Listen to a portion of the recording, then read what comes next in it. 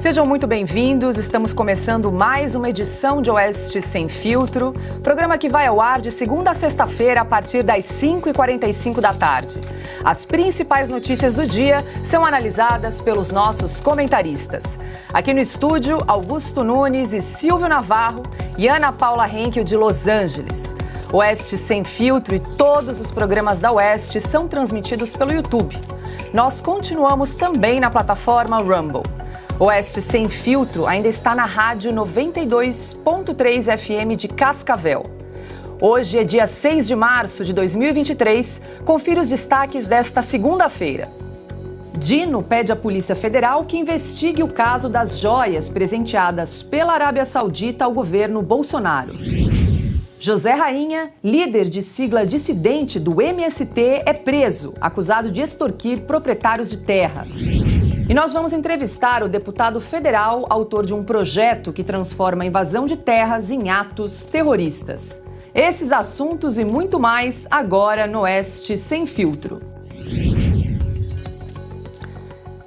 E durante o Carnaval, a Frente Nacional de Luta, a FNL, invadiu 7 fazendas no Pontal do Paranapanema, no oeste do estado de São Paulo, além de outras propriedades pelo país. A onda de ataques foi chamada de Carnaval Vermelho.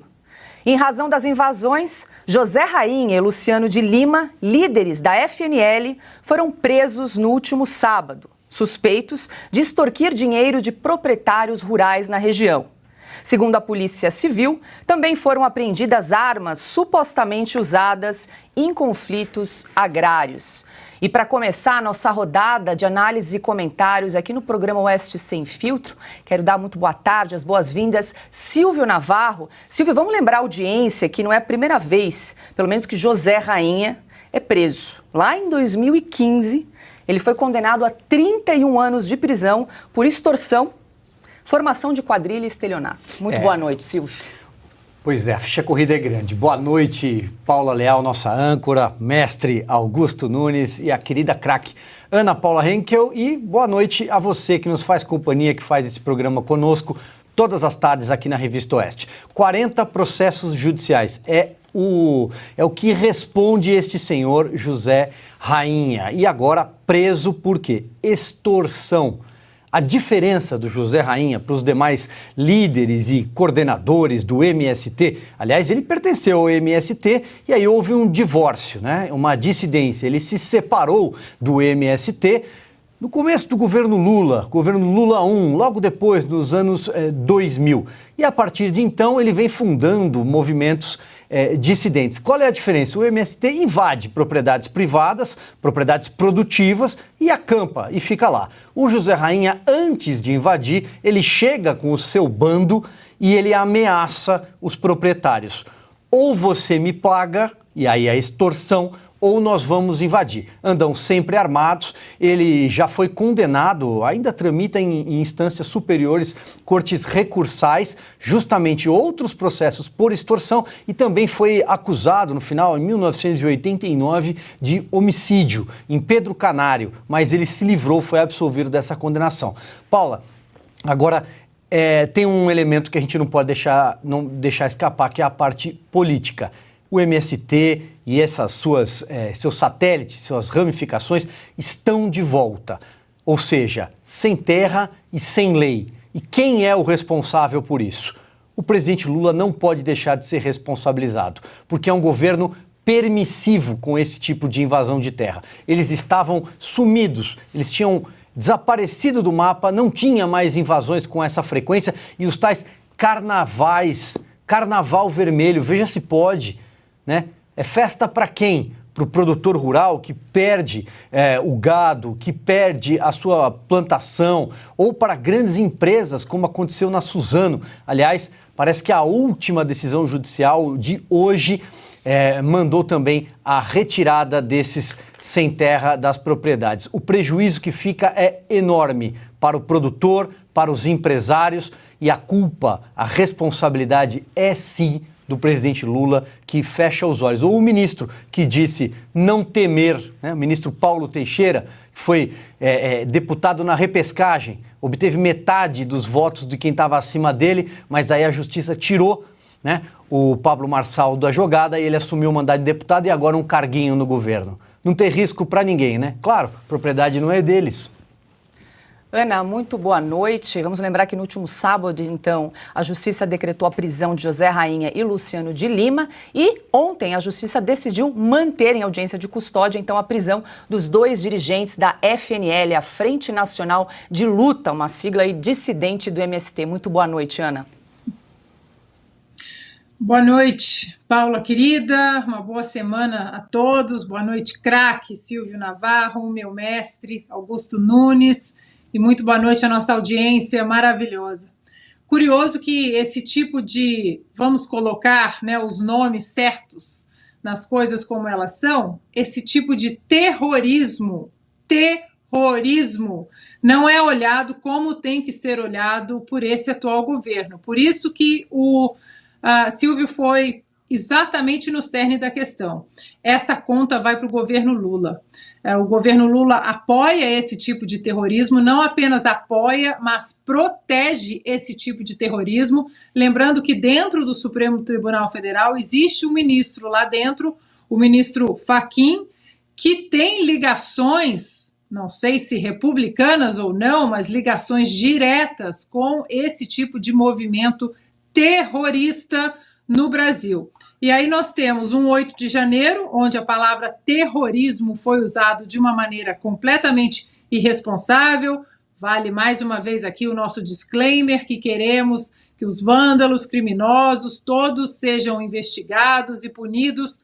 Por isso, apoiamos pela transparência da CPMI do 8 de janeiro, porque nós queremos os vândalos e criminosos punidos, mas sabemos também que a palavra terrorismo foi usada de maneira irresponsável para muitos presos inocentes, por que não falar presos políticos do 8 de janeiro, mas quando acontece esse tipo de evento no Brasil, invasão, distorção, matança de animais com gestação avançada, destruição de laboratórios de pesquisa, aí não é mais terrorismo.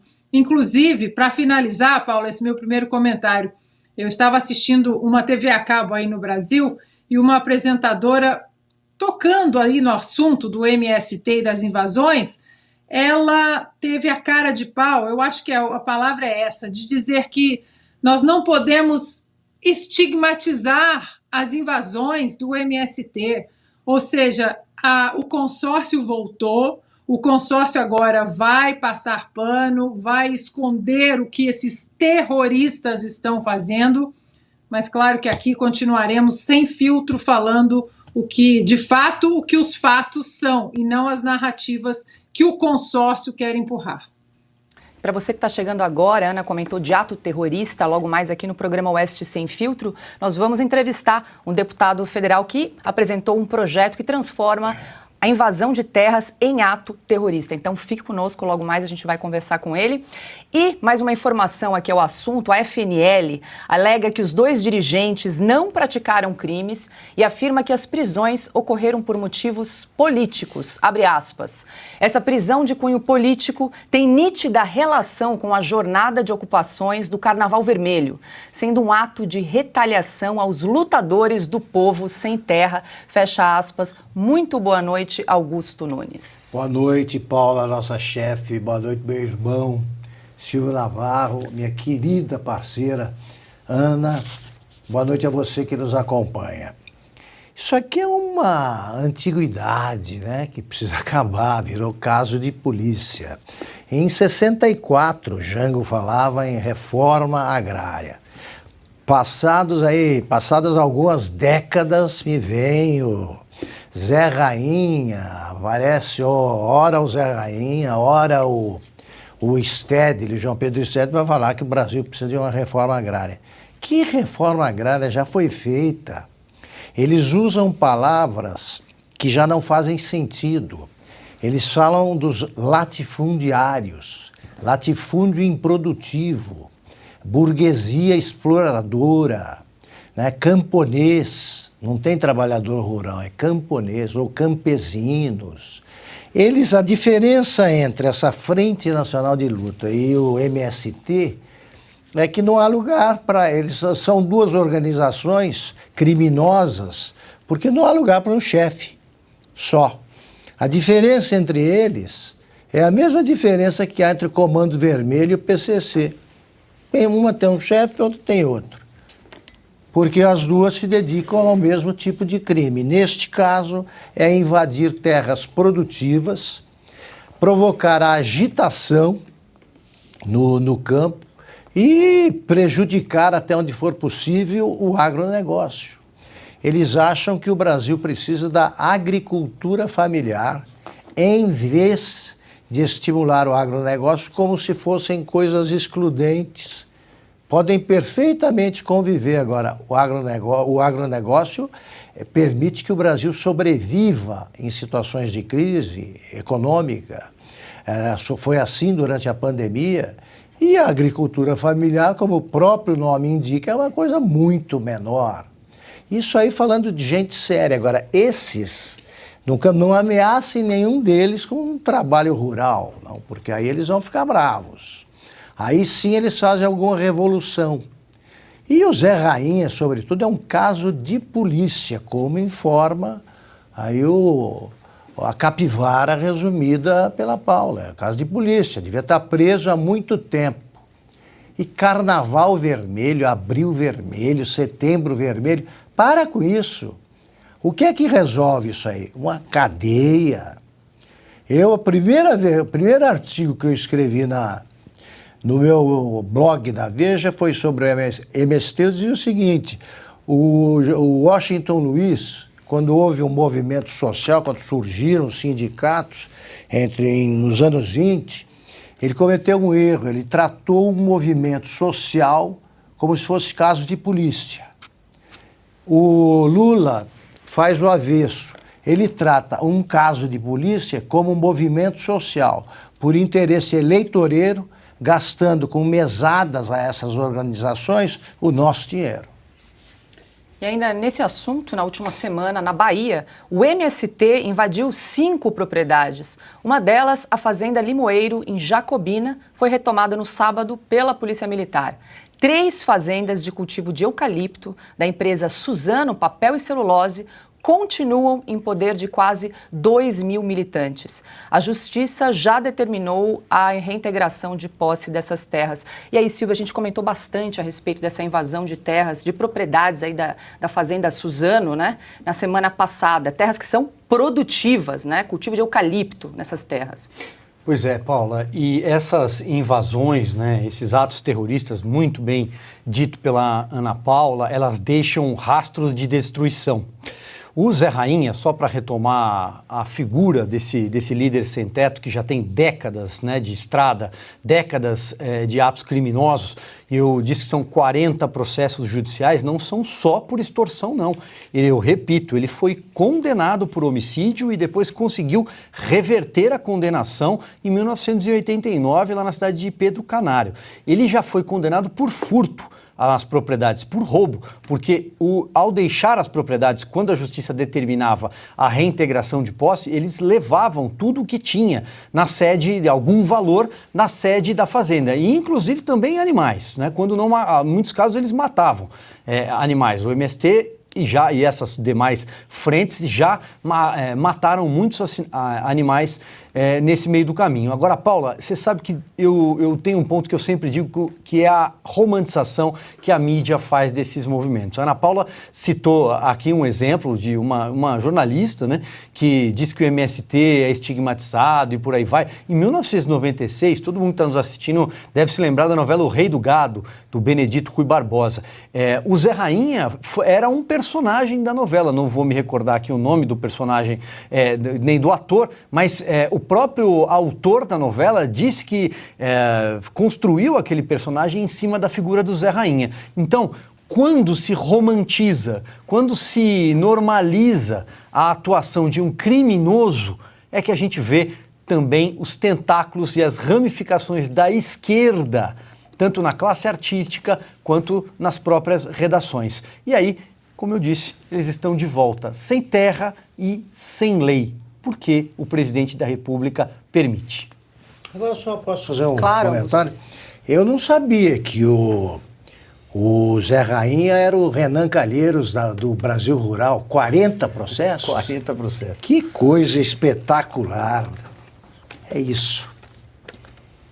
Agora, 18 horas em ponto, quero aproveitar que a gente está discutindo esse assunto para chamar a nossa enquete do dia. Temos aí, produção, para a gente exibir na tela, ou a pergunta de hoje para você responder, você que está acompanhando aqui o programa Oeste Sem Filtro. Você acha que invasão de terra é ato terrorista? Está bastante simples. Aí a resposta sim ou não. Para você entrar no nosso site, revistaoeste.com, e participar da nossa enquete. Logo mais, no final do programa, a gente dá o resultado. E lembrando que a gente vai conversar então com o deputado que é autor de um projeto que pretende transformar a invasão de terras privadas em ato terrorista. A gente vai entender mais sobre esse assunto logo mais. Falando ainda nesse tema, deputados federais tentam conter a onda de invasões que se intensificou com a posse de Lula. Marcos Polon, do PL de Mato Grosso, apresentou um projeto em que o invasor fica proibido de receber benefícios de programas sociais do governo e de tomar posse em cargo público. A proposta de Eduardo Bolsonaro, do PL de São Paulo, impede o invasor de participar de concursos públicos federais, de ser nomeado para cargos comissionados e de se matricular em estabelecimentos oficiais de ensino. Já o capitão Alden, do PL da Bahia, apresentou a proposta para caracterizar como ato de terrorismo a invasão armada de terras ou imóveis particulares com intenção de ser o futuro proprietário. No projeto, o capitão Alden destacou números de invasões em governos passados. O INCRA registrou 24 casos no governo Bolsonaro, no de Fernando Henrique Cardoso, 2.500 invasões, 2.000 nos dois governos de Lula e mais de 1.000 nos mandatos de Lula. Temos aí uma arte, então, mostrando o número de invasões de terras pelo Brasil nos últimos governos. Então, governo Fernando Henrique, pouco mais aí de 2.500 invasões de terra. Nos dois mandatos de Lula, 2.000 invasões. Nos dois mandatos, quase dois mandatos de Dilma, 1.000 invasões. E no governo Bolsonaro, então, 24 invasões.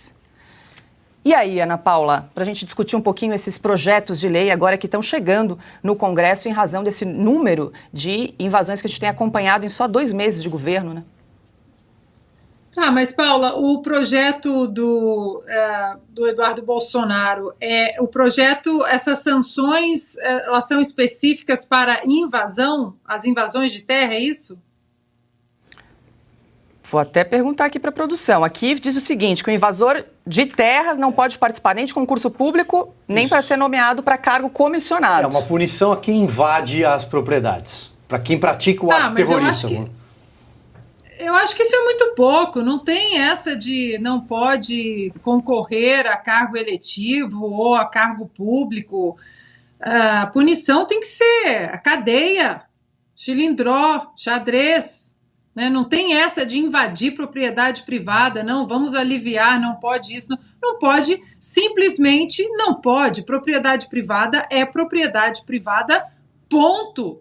Você ultrapassar exatamente o limite da lei, invadindo uma propriedade privada, armada ou não, se uma pessoa invade uma propriedade privada, um ladrão, que entra numa casa, isso não é uma invasão a uma propriedade privada? E ele rouba, e ele comete algum crime ali dentro. O fato de invadir uma casa já é um crime, e ele comete ali algum outro crime, um segundo crime dentro da casa. Não tem essa, ele de não pode se eleger, não pode. Ele vai preso, ele vai ser julgado, ele vai preso pelo crime de invadir aquela casa.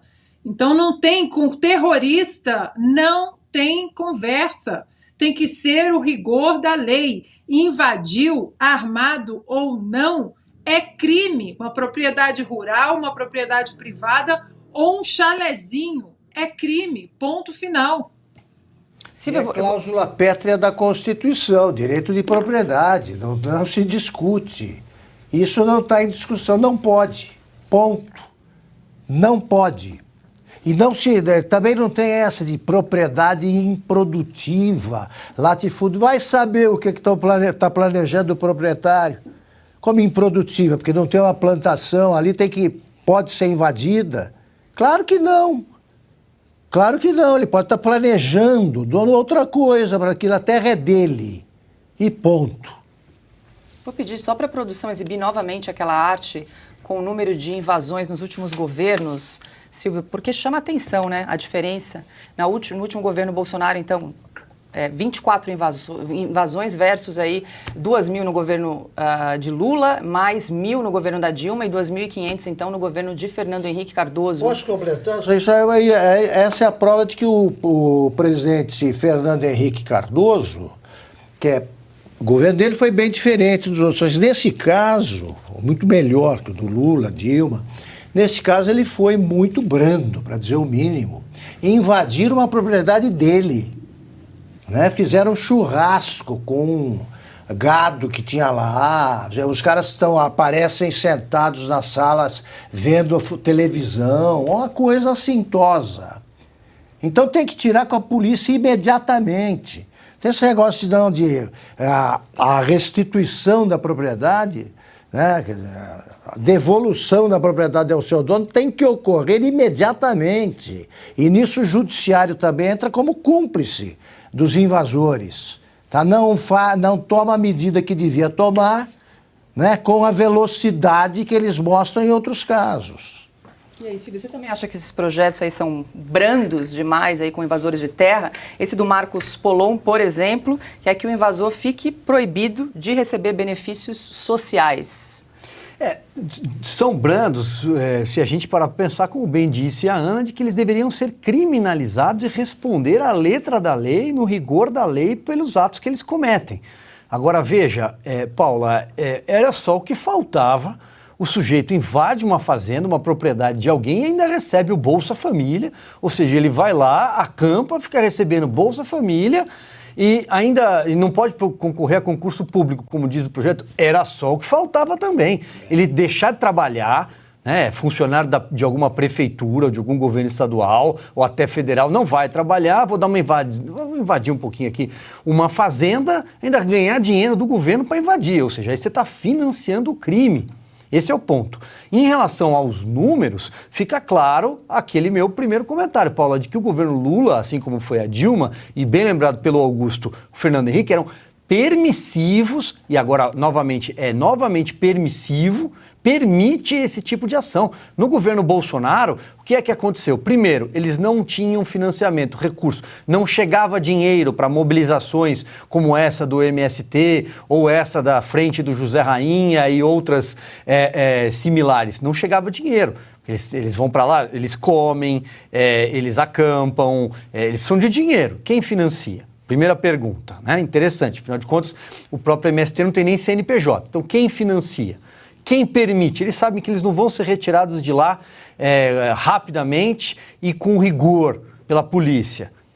Então, eles estão aí. Agora, carnaval, eu vou repetir, carnaval vermelho. Carnaval para quem? Chega a ser uma provocação esse tipo de nome. Agora, 18 horas, 8 minutos, estamos ao vivo no canal da Revista Oeste no YouTube e também pela plataforma Rumble. A gente convida você que está nos acompanhando a se inscrever no nosso canal, deixar o seu comentário, o seu like, o seu joinha, também interagir no nosso chat. Quero chamar novamente, convidar você que está nos acompanhando a participar da nossa enquete do dia. Temos aí, produção, para a gente mostrar na tela. A pergunta é, você acha que invasão de terra é ato terrorista? Sim ou não? É só entrar no site revistaoeste.com para participar e ao final do programa a gente vai então dar o resultado da nossa enquete. Só posso fazer uma sugestão aos deputados? Além da lista de benefícios, coloquem também que eles vão se tornar inelegíveis, proibidos de votar. Invadiu a terra, fica proibido de votar. Bom, e a gente está tentando conexão com o deputado, o capitão Alden, para conversar conosco a respeito desse projeto de lei que ele apresentou. Enquanto isso, eu vou chamar um recado do nosso parceiro, a gente volta lá logo, é rapidinho, logo mais tem entrevista aqui no Sem Filtro. Meu amigo, minha amiga, você que está com problema de visão, sente sua vista cansada, visão turva, tem problema de catarata ou glaucoma? Esse recado vai para você. Acaba de chegar ao Brasil o Lírios Vision, um suplemento natural que vai melhorar sua capacidade de enxergar. Ele tem luteína, zeaxantina e mais vitaminas e minerais que vão cuidar da saúde da sua visão. Ale, explique melhor pra gente como funciona esse suplemento. E é um suplemento que já está fazendo um sucesso em todo o Brasil, gente. Sabe por quê? É um suplemento bem completinho, com apenas uma cápsula por dia, porque ele é super concentrado, ele vai equilibrar as vitaminas da sua visão e vai auxiliar na regeneração das células desgastadas, fortalecendo a mácula e a retina. Pronto, fortaleceu a mácula e a retina, você volta a enxergar melhor, com mais nitidez. E o bacana é o seguinte, Cris, que quem já está tomando Lírios Vision já sente a diferença, já consegue voltar a ler um bom livro, já consegue dirigir à noite. É um suplemento bem completinho para a saúde dos seus olhos. Não perca tempo, ligue agora e adquira seu kit Lírios Vision. Ligue para 0800 787 7070. 0800 787 7070. Corre pro telefone. Não sofra mais com problemas de visão e trocas constantes de óculos. Para você tem ainda uma novidade. Quem estiver agora assistindo a Oeste Sem Filtro vai ganhar desconto. Tem promoção, Ale, é isso? Tem promoção especial para 50 primeiras pessoas que ligarem já. Então tem que ser rapidinho, 0800 787 7070. Você vai garantir o Lírios Vision com 50% de desconto, gente. É metade do preço, 50% de desconto no cartão de crédito e você ainda ganha uma linda semijoia folheada a ouro. Então não perca tempo e cuide da saúde dos seus olhos. Ligue para 0800 787 7070. 0800 787 7070. Lírios Vision, você enxergando bem. Aline Peixoto, mulher do ministro-chefe da Casa Civil, Rui Costa, concorre a um cargo de conselheira do Tribunal de Contas dos Municípios do Estado da Bahia. Hoje, ela participou de sabatina na Assembleia Legislativa e chorou ao se defender do que chamou de ataques sistemáticos. Porque quando o meu nome foi colocado para apreciação da Assembleia Legislativa, como postulante ao cargo de conselheira do Tribunal de Contas, que passei a ser alvo sistemático de um ataque, de uma série de ataques.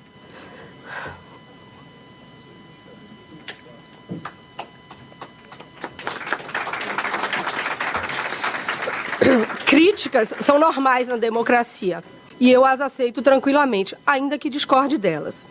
O problema maior é que muitas dessas críticas foram de cunho pessoal, verdadeiras agressões a uma mulher.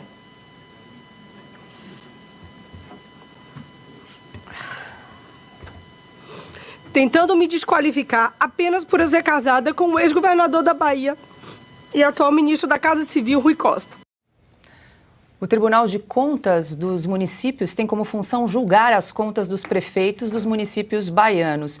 E, Silvia, a gente ainda não tem essa confirmação, mas caso ela seja confirmada aí para a vaga, Aline Peixoto, ela terá um salário mensal de cerca de R$42 mil e pode permanecer no cargo até a aposentadoria compulsória aos 75 anos. Ô Paulo, olha só, a gente poderia resumir tudo isso em uma frase que contém um dado, né? O jornal O Globo. 30% dos cargos em tribunais de contas são ocupados por parentes ou de governadores ou algum... O marido enfim, tem ministro, por aí vai. Só isso já resumiria, né? No caso, ela é mulher do chefe da Casa Civil, do Rui Costa, mas tem também a esposa do Hélder Barbalho, no Pará, e há outros tantos casos. Eu queria resumir só com esse dado. Eu já acho que é autoexplicativo. É um cabide de emprego. Tribunal de Contas nos estados é cabide de emprego. Olha aqui, é o seguinte, por que a mulher não quer igualdade? Mulher não pode ser atacada em política, homem pode. Não pode sofrer críticas. É muito simples. Quer desmentir? Perfeito. Quer desmentir todos os que fazem acusações injustas? Quer retrucar como se deve ao que é uma tremenda injustiça contra uma mulher? Vá para a sabatina e brilhe. Mostre conhecimento disso aí, porque o Silvio tem toda a razão. Nesses estados, Tribunal de Contas é para aprovar contas de municípios, quase todas irregulares e ponto final. E detalhe, né, Augusto? Veja, por exemplo, estão lá, né? pleiteando o cargo a mulher do Rui Costa na Bahia, ex-governador da Bahia. Mas tem o Wellington Dias no Piauí, eu citei o Pará, tem o Renan Filho, a mulher do Renan Filho, senador em Alagoas. O que acontece? Eles deixaram de ser governadores e os seus sucessores são seus aliados. Ou seja, é evidente que vai passar pela mão destas senhoras, e digo isso com muito respeito, né? Vai passar pelas mãos deles analisar contas de aliados. Precisa desenhar? Agora 18h15. Ana, quer comentar esse assunto da sabatina quero. Aline Peixoto, que disse que recebeu críticas por ser mulher e mulher do Rui Costa? Eu quero porque eu acho que o Augusto foi exatamente no alvo. A mulher quer competir com os homens em questão de igualdade, em absolutamente tudo, correto? Mas quando ela é criticada, e quais foram as críticas? Questionar as credenciais técnicas de uma pessoa é misoginia, é porque eu sou mulher. Questionar as credenciais técnicas, isso é ataque? E aí, né, fica aqui uma crítica à senhora. Pense se fosse um homem, o homem ia começar a chorar ali, estou sendo criticado, estou sendo atacado. Ora, gente, se nós queremos respeito para esses cargos grandes que demandam passar pelo escrutínio público, então componha-se, porte-se como uma pessoa que quer aquele cargo de uma maneira respeitosa, questione as críticas de uma maneira profissional. Vocês querem as minhas credenciais técnicas? Aqui estão as minhas credenciais técnicas, isso. Choradeira, pelo amor de Deus, esse pedágio aí depois, quando as mulheres são criticadas por trazerem emoção e lágrimas em campos que isso não faz parte, aí é misoginia. Ora, se portem ali como uma figura pública de respeito, independentemente se você é homem ou mulher. Questionar credencial técnica não é ataque nenhum.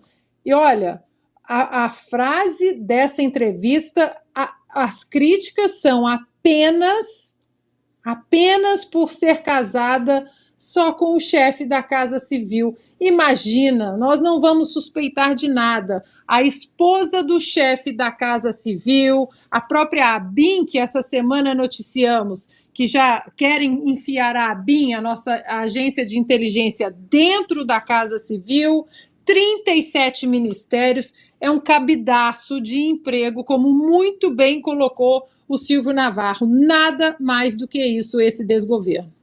Augusto? Perfeito. O que a Ana está dizendo é a mesma coisa. Veja só, a frase da mulher. Estou me atacando porque eu sou casada com o Rui Costa. Sim, ela foi nomeada só porque ela é casada com o Rui Costa. Mas imagine a Golda Meir, a Margaret Thatcher, por exemplo.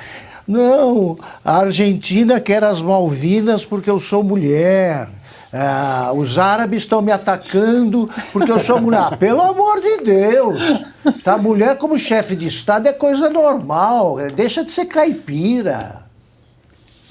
Agora, 18h18. Lembrando que estamos ao vivo no canal da Revista Oeste no YouTube. Quero aproveitar e convidar você que está nos acompanhando, que gosta do conteúdo da Revista Oeste, para assinar a nossa revista digital. Toda sexta-feira um conteúdo exclusivo é publicado no nosso site. Para assinar é muito simples, é só entrar no site revistaoeste.com/assine ou então apontar a câmera do seu celular para o QR Code que está aparecendo aqui do ladinho. É um passo a passo muito simples, muito rápido para você também se tornar um nosso assinante. Lembrando que a gente não aceita financiamento público, a gente não aceita dinheiro de partidos políticos, por isso a sua assinatura é muito importante para financiar projetos como aqui o Oeste Sem Filtro e toda a nossa grade de programação no YouTube e também o nosso site de notícias 24 horas, comandado aqui pelo craque Silvio Navarro. Então assine a Revista Oeste, é muito simples, é muito rápido, a gente conta com você. E eu quero aproveitar também para chamar a nossa enquete do dia. Produção, vamos lá? Pergunta é, você acha que a invasão de terra é ato terrorista? Sim ou não? Corre lá no site da Revista Oeste para responder. Ao final do programa a gente dá o resultado e a gente vai falar sobre isso na nossa entrevista.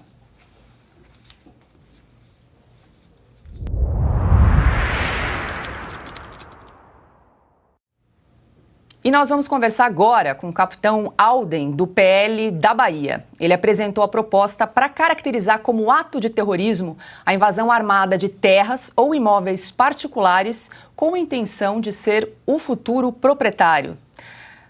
Boa noite, deputado. O senhor está me ouvindo bem? Boa noite a todos, ouvindo alto e claro. Satisfação enorme fazer parte desse programa.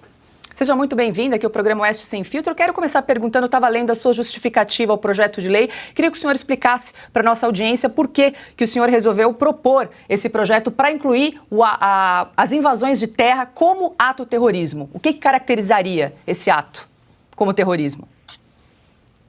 Perfeito. A lei atual que trata do crime de terrorismo, ela está muito bem definida na Lei 13.260, também conhecida como Lei do Terrorismo. E especificamente nessa lei que foi aprovada em 2016, ela diz o seguinte: comete o crime de terrorismo aqueles que por razão de xenofobia, discriminação ou preconceito de raça, cor, etnia e religião por meio de atos com a finalidade de provocar terror social ou generalizado, expondo a perigo pessoa, patrimônio, a paz pública ou a incolumidade pública. Então, basicamente, esse projeto que foi apresentado na Câmara dos Deputados inclui mais um inciso. E esse inciso viria com o seguinte texto: o terrorismo, além daquilo previsto no artigo anterior, ele consistiria na prática por um ou mais indivíduos dos atos previstos neste artigo, além das razões de xenofobia, discriminação ou preconceito de raça, cor, etnia e religião, ou para invadir, turbar ou esbulhar a posse de imóveis rurais ou ameaçar invasão armada de terras particulares, terrenos, lotes, casa ou imóvel rural, quando cometidos com a finalidade de provocar terror social ou generalizado, ou ainda com a intenção de ser futuro proprietário, expondo a perigo pessoa, patrimônio, a paz pública ou a incolumidade pública. Então, foi necessária a apresentação desse projeto de lei, considerando os recentes casos no Brasil inteiro de invasões a propriedades rurais, que seguem praticamente o mesmo modus operandi daqueles que de fato utilizam da violência, utilizam de armas, e sejam elas armas de fogo ou armas brancas, para causar terror, muitas vezes destruindo patrimônio privado, colocando pessoas sobre a mira de armas de fogo, ameaçando não somente de forma física, a ferir de forma física, mas psicológica, colocando as pessoas para correr, efetuando disparos de arma de fogo para cima. Nós temos relatos e diversos vídeos que foram divulgados ao longo das principais mídias nacionais de integrantes do Sem Terra que invadem com requintes de crueldade. Muitas vezes eles destroem o patrimônio e às vezes destroem não somente o patrimônio, mas também destrói a própria fazenda, matam gado, muitas vezes não tem objetivo nenhum de simplesmente ocupar aquele espaço, fazer um protesto. Eles aproveitam daquela ação como se fossem bandos. A mesma forma que você tem observado as chamadas quadrilhas, que muitas vezes assaltam banco no interior, eles utilizam de carros, muitas vezes para fazer bloqueios em estradas, impedindo muitas vezes a chegada da polícia. Ou seja, o mesmo método, o mesmo modus operandi é aqueles mesmos que a gente observa, por exemplo, como cangaço, que vem adotando terror como prática para assaltar bancos, fechando cidades, sitiando fazendas, ameaçando pessoas. Então, essas são práticas, sim, que poderiam ser consideradas, enquadráveis como terrorismo, porque o modus operandi é praticamente o mesmo. Nós estamos conversando com o deputado capitão Alden, do PL da Bahia. Quem pergunta agora é Ana Paula Henkel. Muito boa noite, deputado. Obrigada pela entrevista. Deputado, essas armas de fogo que são usadas, né, por esse movimento terrorista, né, vamos dar o nome certo ao que de fato esse movimento é. Essas armas são registradas, deputado? Estão em posse deles de maneira legal? Com certeza, nós não temos registros de armas ilegais na posse dessas pessoas.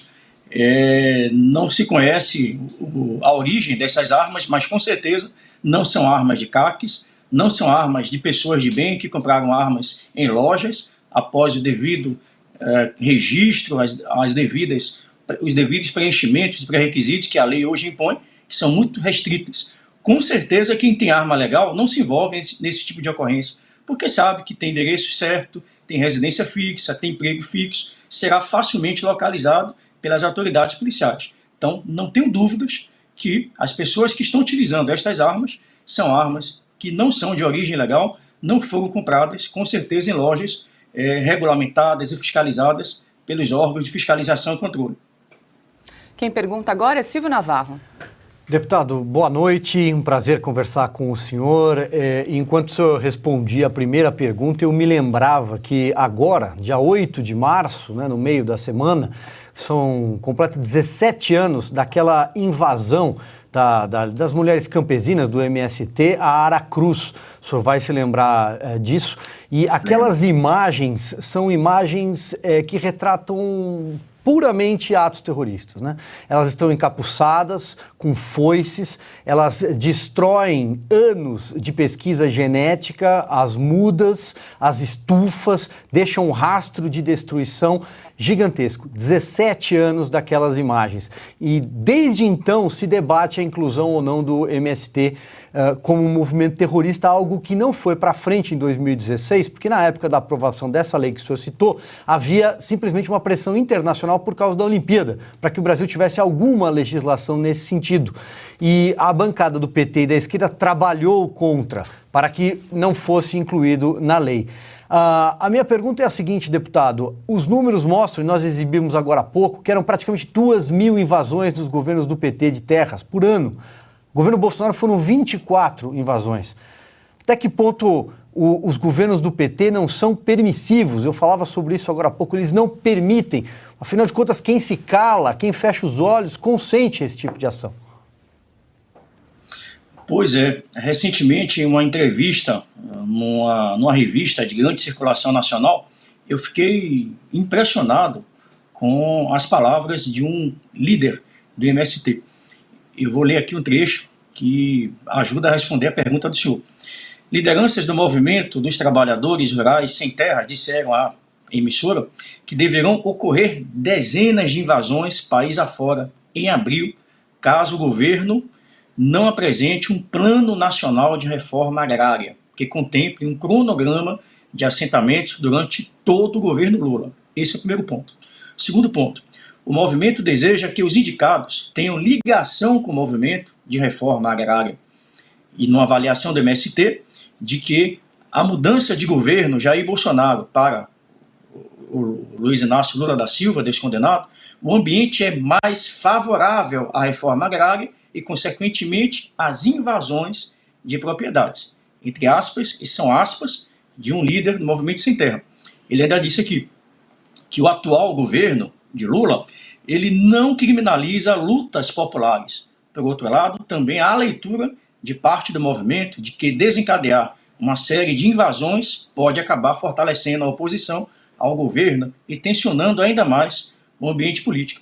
Por isso, ele diz aqui, a ideia é negociar de antemão uma agenda comum com o governo e forçá-lo que ao menos se antecipe aos problemas. Dito isso, eu vou lembrá-los que o ex-presidente Jair Messias Bolsonaro, a todo momento, vem tentando associar o presidente como se fosse o culpado, por exemplo, pelas recentes invasões no dia 8 de janeiro. Querem acusar o presidente, por exemplo, porque ele não dissuadiu em nenhum momento, ele não teria vindo a público, de alguma maneira, orientando as pessoas que não dessem continuidade aos movimentos, que não dessem continuidade as ocupações na frente dos quartéis. Então, a todo momento, querem buscar uma forma, um caminho de tentar punir, inclusive, criminalizando o presidente, imputando ao presidente Bolsonaro uma culpa pelo seu silêncio. Pô, se exatamente essa é a mesma lógica que estão aplicando, por que não se aplicar ao atual governo? Desde antes da posse do descondenado Lula, o próprio MST, o STED e outros tantos líderes do Movimento Sem Terra anunciaram com muita antecedência que iriam acontecer invasões logo após a posse do Lula. E a pergunta que se faz é, desde o início da ameaça que foi feita, do anúncio de invasões de terra, como de fato estão acontecendo, o que fez o governo federal no momento que assumiu como presidente da República? Não somente ele, mas o próprio ministro Flávio Dino. Então, eu encaminhei, inclusive, um ofício para o governo federal, mais especificamente a ABIN, todas as agências de inteligência, a Polícia Federal, para que eu obtenha informações se a partir destas informações que foram veiculadas pela grande mídia, antes mesmo de Lula assumir o poder, se eles de fato encaminharam relatórios atualizados para a presidência, já que a ABIN, por exemplo, é o órgão de informações da presidência da República, se o próprio Ministério da Justiça foi informado através dos canais oficiais das agências de inteligência, se de fato essas invasões ocorreriam, se havia um planejamento para essas invasões, houve algum tipo de alerta por parte das agências para o presidente Lula e, respectivamente, para o ministro, e se houve, por que estes dois não adotaram as medidas cabíveis para evitar, por exemplo, essas invasões de terra, e nem sequer reunir os comandantes gerais para poder, inclusive, montar um plano de articulação nacional para evitar essas situações de invasões, para juntar esforços com a Secretaria de Segurança Pública, os comandantes gerais, a própria Polícia Federal dos Estados, para justamente montar uma comissão, um grupo de trabalho que viesse a evitar esse tipo de invasão, não permitindo, inclusive, que pessoas utilizem os próprios recursos, a própria lei de talião para resolver demandas que o Estado poderia estar resolvendo.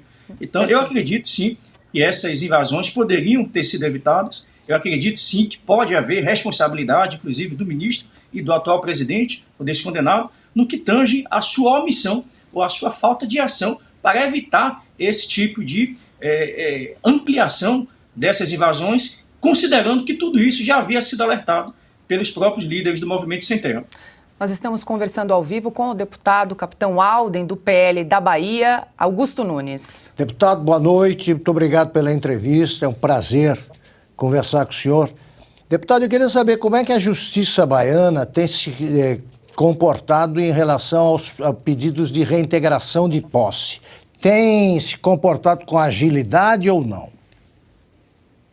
Olha só, Augusto, nesse final de semana, pasmem, o Poder Judiciário aqui na Bahia tem respondido às demandas dos agricultores. Claro que não na velocidade que nós esperaríamos, mas recentemente foram concedidas aí 2 reintegrações de posse, uma delas no município de Jacobina e, em breve, segundo informações locais, no município de Itamaraju. Agora, mais recentemente, foi em Jacobina, a Polícia Militar da Bahia foi acionada para, inclusive, atuar no sentido de reintegrar a posse dos proprietários, mas ainda há muitas terras ocupadas. Só para você ter uma ideia, já são 23 fazendas neste momento ocupadas aqui na Bahia. Mas até o presente momento só há notícia de pelo menos 2 propriedades em que foi concedida a reintegração de posse.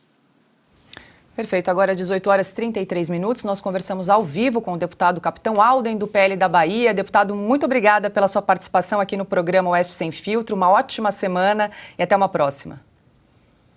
Eu que agradeço. Forte abraço a todos. Tchau. Nós vamos falar agora do caso das joias com que a Arábia Saudita presenteou o governo Bolsonaro. Nesta segunda-feira, o ministro Flávio Dino pediu à Polícia Federal que investigue o caso. No documento, Dino disse que as suspeitas podem configurar crimes contra a administração pública. A história começou em outubro de 2021, quando o então ministro de Minas e Energia, Bento Albuquerque, voltava da Arábia Saudita. Ao desembarcar em Guarulhos, a Receita Federal encontrou na bagagem de um dos assessores joias avaliadas em 16 milhões e meio de reais. Um conjunto com colar, anel, relógio e brincos de diamante. Albuquerque disse que os integrantes da comitiva desconheciam o conteúdo do pacote. Segundo o Estadão, o Planalto fez várias tentativas, todas mal sucedidas, para conseguir as joias. E no sábado, Bolsonaro falou sobre o assunto em uma entrevista ao SBT News. Poderia, no meu entender, a alfândega ter entregue, iria para o acervo e seria entregue à primeira-dama. O que diz a legislação? Ela poderia usar, não poderia desfazer-se daquilo, só isso, mas não. Eu agora estou sendo crucificado no Brasil por um presente que eu não recebi.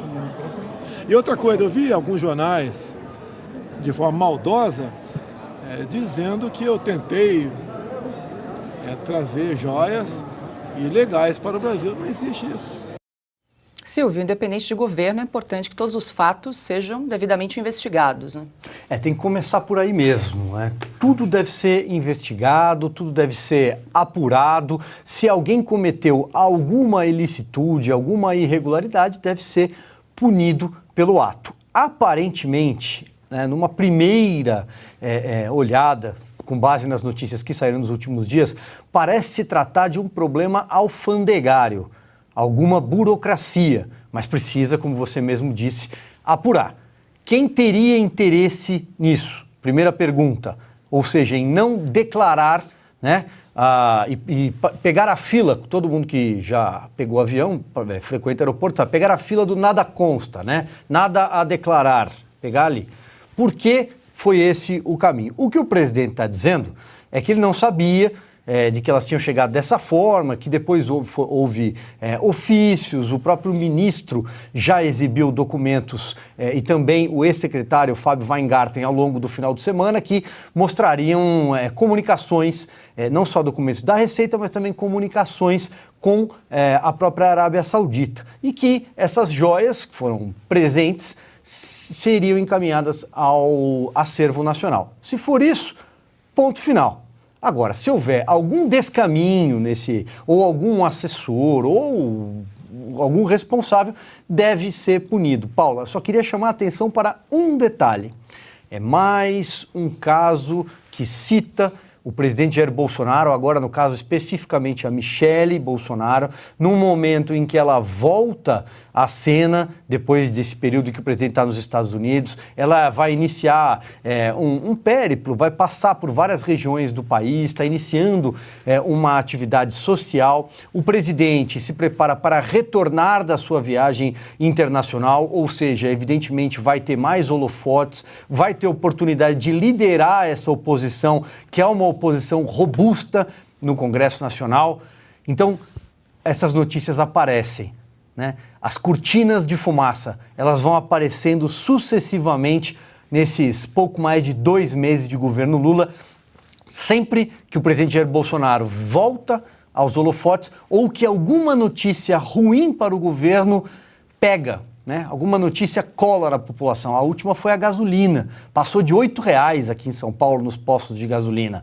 A tal da gasolina, houve reoneração, né? Porque o consórcio da velha mídia tentou esconder que a gasolina aumentou, né? Isso aí é ruim para a popularidade. Então, vamos falar do Bolsonaro. Cartões corporativos, quem não se lembra?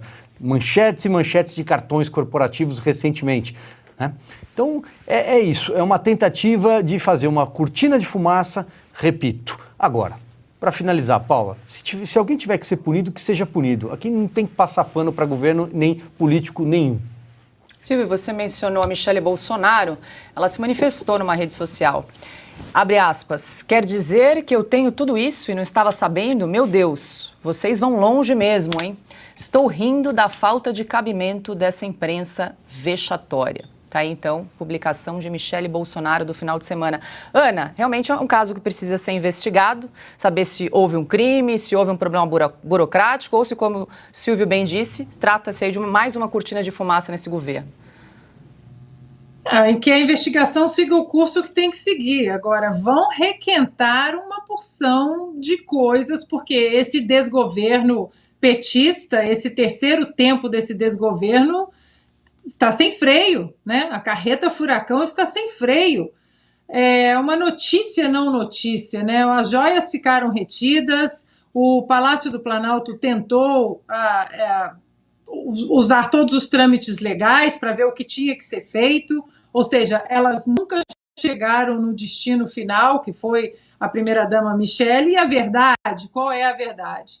É que a Michele Bolsonaro, ela já tem o seu próprio capital político, ela se mostrou uma grande liderança, não apenas na campanha presidencial de 2022, mas ao longo dos 4 anos da administração do presidente Jair Bolsonaro, uma primeira-dama com P maiúsculo, né, preocupada com questões sociais verdadeiras, né, com os deficientes visuais no Brasil, auditivos.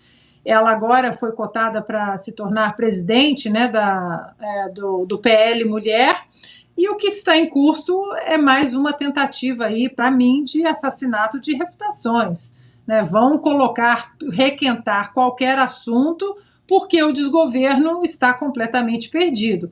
Por isso que eu acho que foi, do ponto de vista estratégico da política do presidente Bolsonaro, da volta ou não ao Brasil, eu acho que foi até bom, Paula, ele ter ficado fora do Brasil esse tempo todo, porque ele no Brasil, o assunto seria só o presidente Bolsonaro, o que ele fez em 2019, em maio de 2020, em outubro de 2021, e nunca esse desmando, né, nunca a reoneração, ou esses ministros aí, agora cada dia um ministro acusado de, né, várias corrupções, e eles têm que se manifestar, a imprensa também não pergunta.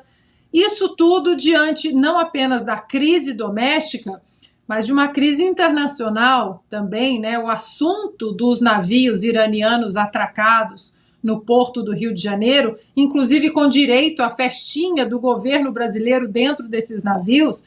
Essa questão continua sendo tratada no Congresso americano de maneira muito séria, porque há sanções econômicas e políticas ao Irã, e esses navios no Brasil se tornaram um assunto gravíssimo, e, no entanto, a imprensa vai falar desse trâmite aí alfandegário. É claro que tem que falar, o consórcio está de joelhos a esse desgoverno e é preciso ressuscitar qualquer coisa para que a pauta seja o presidente Bolsonaro.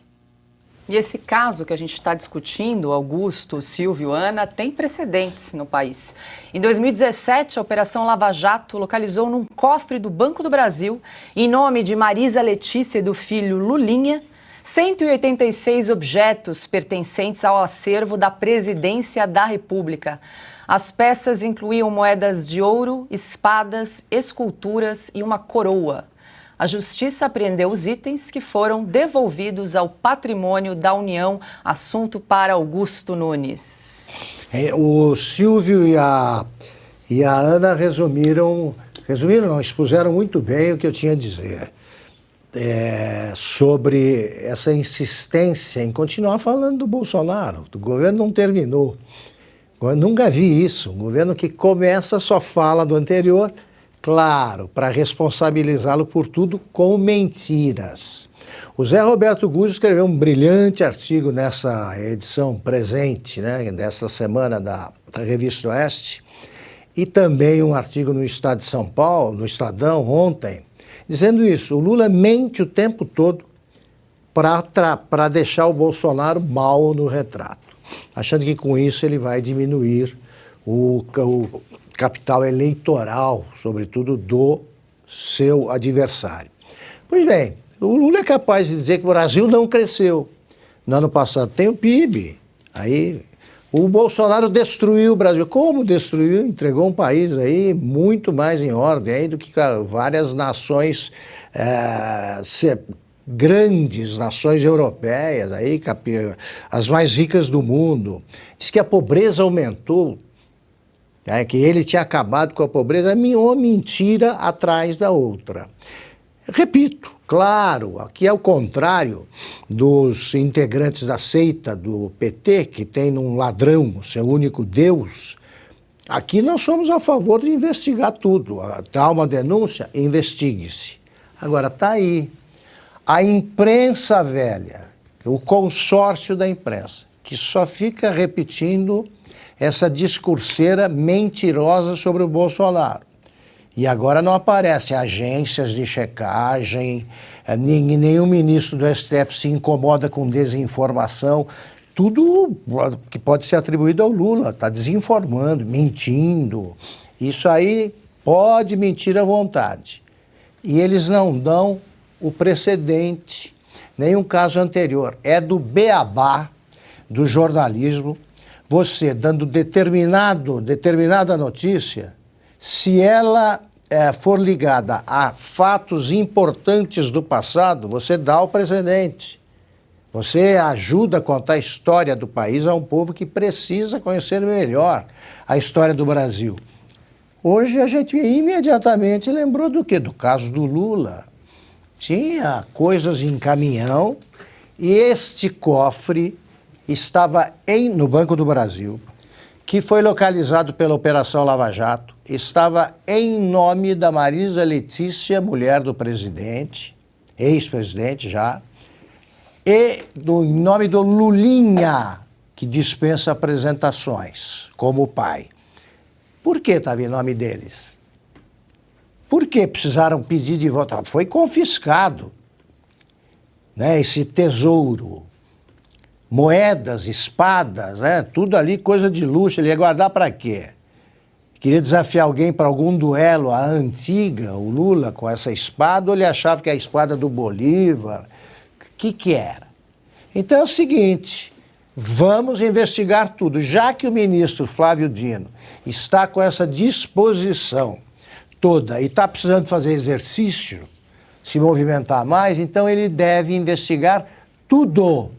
E dando precedência ao que aconteceu antes, por que não? Investigue o caso do Lula. O que aconteceu?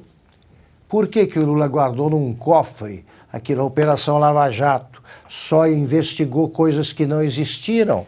Provem os jornais também que nada disso aconteceu. E prove isso também a tal associação, só no Brasil, né? É a Associação dos Jornalistas Investigativos.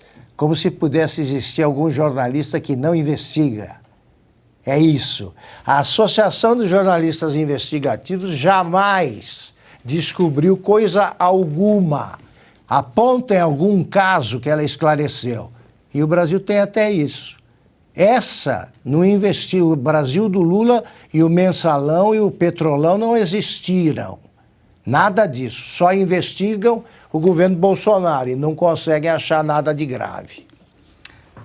18h47 e uma notícia que acaba de chegar, o ministro das Comunicações, Juscelino Filho, acaba de publicar no seu tweet o seguinte, no seu Twitter: saí há pouco do Palácio do Planalto, onde tive uma reunião muito positiva com o presidente Lula. Na ocasião, esclareci as acusações infundadas feitas contra mim e detalhei alguns dos vários projetos e ações do Ministério das Comunicações. Temos muito trabalho pela frente, ou seja, Juscelino Filho fica no Ministério das Comunicações, Silvio, depois de todas as denúncias de uso irregular de avião da FAB, asfaltamento de estrada em frente à Fazenda da Família e outras denúncias, né? Pois é, né? Como é que é? Denúncias infundadas, foi esse o termo que ele usou?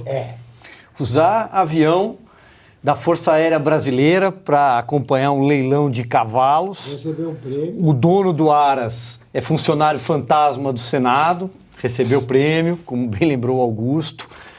Construiu com verba pública estradas nas regiões das fazendas da família dele. Nada disso. Tudo isso é infundado.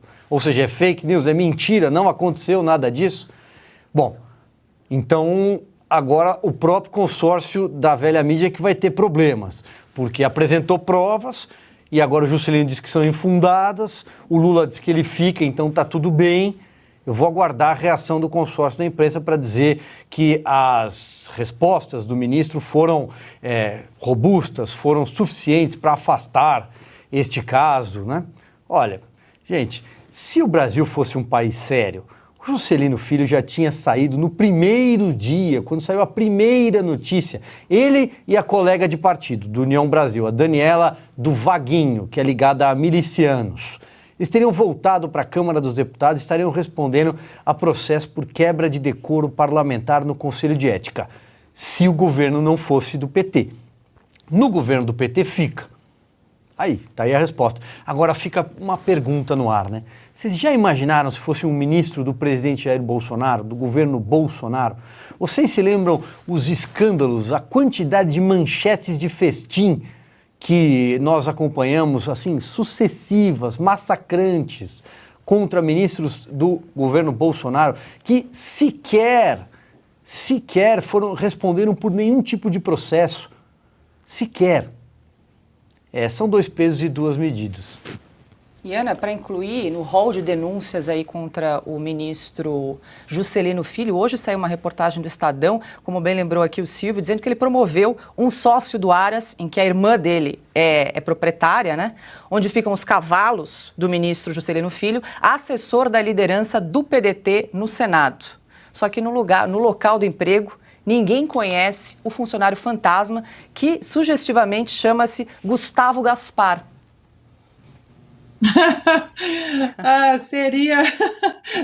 Seria cômico se não fosse cômico, né? Até isso esse desgoverno tem, o Gasparzinho, né, do desgoverno. Agora, eu vou discordar do Silvio. Não é que este ministro teria saído em qualquer outro governo, mas no PT ele não vai sair. Ele não deveria nem ter entrado. Só o que acontece nesse desgoverno? Eles levantam a capivara de cada um? Não sei se levantam, porque não importa. Eles vão esconder, o consórcio vai esconder, a imprensa vai esconder, ninguém vai questionar, vai todo mundo fingir que nada está acontecendo. Então não interessa a capivara do sujeito, porque isso não virá à tona. Já com o presidente Bolsonaro, eles desenterram até hoje, desenterraram durante 4 anos e até hoje tudo, absolutamente tudo. E se tinha um pontinho de desconfiança em qualquer pasta, qualquer secretaria, a pessoa era afastada imediatamente até que qualquer investigação fosse concluída. Isso não vai acontecer nesse governo, não existe mais uma imprensa responsável que questione isso. Olha, estávamos falando da Aline Peixoto, né, a chorona, esposa do ministro da Casa Civil. Eu fui levantar aqui e falei, bom, ela deve estar chorando porque questionaram as credenciais técnicas dela, ela é super competente, ficou magoada. Pois olha a notícia que eu puxei aqui. A esposa do ministro da Casa Civil, Rui Costa, omitiu em seu currículo que ocupa um cargo na Secretaria de Saúde da Bahia há pelo menos 9 anos, incluindo os 8 anos em que seu marido foi governador. Aline, que é enfermeira e concorre a uma vaga de conselheira no Tribunal de Contas dos Municípios, foi nomeada no dia 5 de maio de 2014 para o cargo de assessora especial da Secretaria Estadual de Saúde da Bahia. Ou seja, a questão técnica é essa: enfermeira que vai assumir o Tribunal de Contas dos municípios e ninguém pode questionar nada, que aí começa o chororô. Se questiona já os fatos que foram comprovados aqui do ministro das Comunicações, acusações infundadas.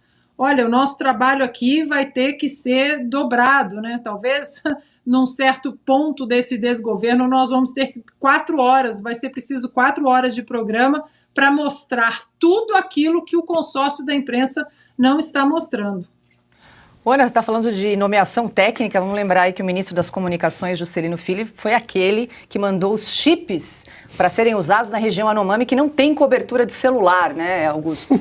Deve ter sido esse o plano que ele discutiu com o Lula, porque ele diz que no final da reunião ainda houve tempo para troca de ideias sobre o que vão fazer. Imagine o que vem por aí. Olha só, é que de onde menos se espera é que não vem nada mesmo, né? Tem um vídeo que está circulando aí agora, eu vi ontem na internet, achei muito interessante. São alguns ex-comunistas dizendo por que deixaram de sê-lo, né? Parece o Jorge Amado, por exemplo, um belo depoimento, o Francis. O repórter pergunta, você era revolucionário e passou a ser conservador, o que aconteceu? Ele falou, não, eu era criança e virei adulto, ponto. Aí o Nelson Rodrigues, com aquela tranquilidade dele, figuraça, dizendo assim, eu não admito que comunista falando em liberdade, comunista falando de... Mas não admito, vocês não têm vergonha na cara de falar isso. Como é que pode vocês falarem liberdade depois de terem concordado com o Pacto Germano-Soviético, pacto entre a Alemanha e a União Soviética, que na época existia, da guerra, e que fez com que na história atual, divulgada aí pelo governo da Rússia, a guerra comece em 1941. É a Segunda Guerra Mundial, que começou em 1939, lá só começou em 1941. Por quê? Porque entre 1939 e 1941, a União Soviética esteve aliada à Alemanha, repartiram a Polônia, repartiram outros países, etc, etc. O Lula vai demitir alguém por corrupção? É como pergunta o Nelson Rodrigues. Como é que pode, né, ficar bravo com alguém porque é corrupto? Porque se ele fala pro Juscelino, olha, você vai sair porque você é corrupto. Ele falou, então vamos sair juntos. Vamos sair juntos, porque mais pecados que você eu não cometi. O Lula só podia escolher entre as pessoas que ele conhece, as pessoas com as quais ele anda. O Juscelino, se pega a capivara dele, conta ponto a favor. Porque capivara no governo é folha de serviços prestados à nação. É isso. Quero agradecer a audiência, mais de 57 mil pessoas nos acompanhando ao vivo. Muito obrigada pela sua companhia. E Augusto, Silvio e Ana, a produção recuperou um vídeo da reunião a primeira reunião de Lula com os ministros, em que vocês lembram que ele prometeu mandar embora quem fizesse coisa errada. Vamos recuperar esse vídeo. Todo mundo sabe da nossa responsabilidade.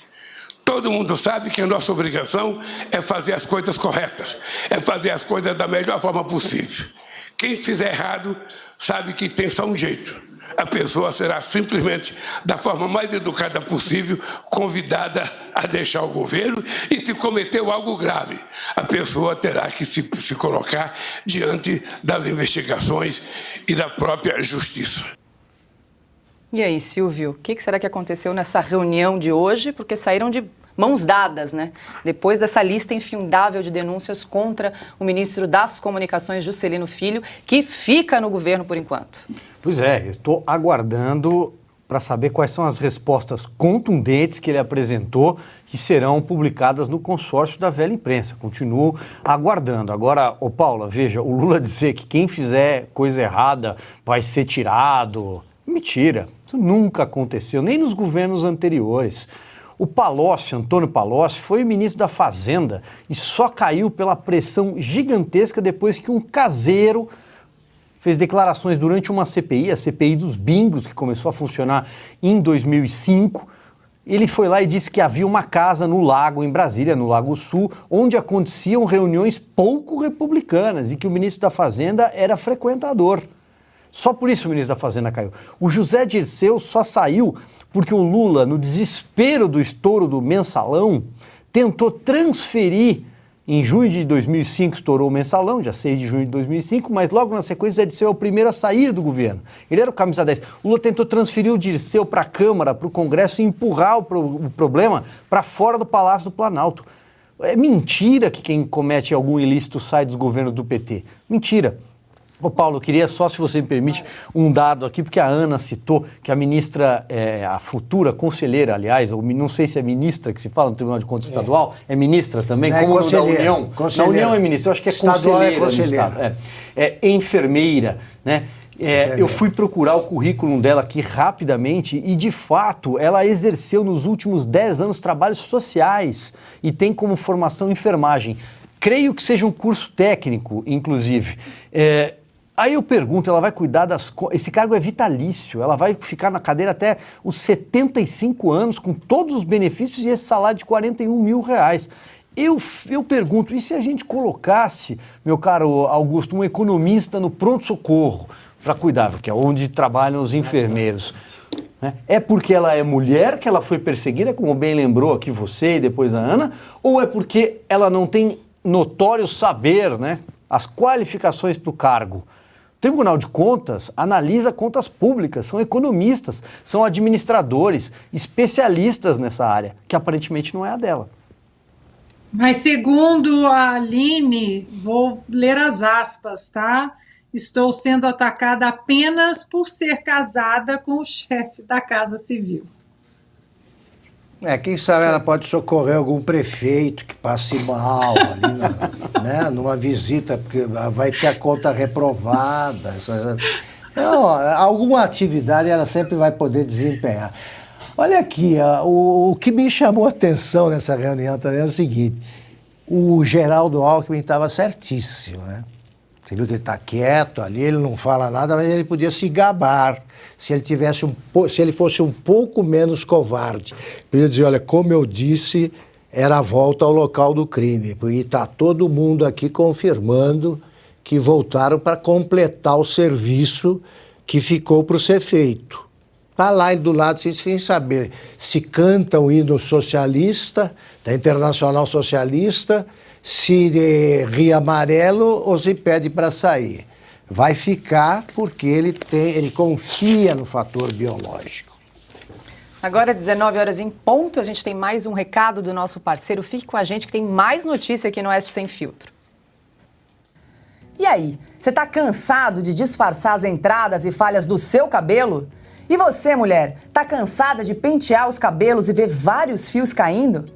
Então pode ficar tranquilo, porque enquanto há fios, mesmo que sejam aqueles bem ralinhos, há solução para o seu problema, não é mesmo, André? Exatamente, Paula. Se existe a raiz do cabelo, mesmo que enfraquecida, ainda tem como resolver o problema de calvície e queda capilar. A solução é o tratamento inovador Max Hair Pro. Max Hair Pro é um tônico capilar desenvolvido com nanotecnologia e biotecnologia, que ativa a matriz folicular profunda do cabelo, fazendo os fios terem aí um crescimento mais rápido e saudável. E esse tratamento você só encontra ligando 0800 300 8800.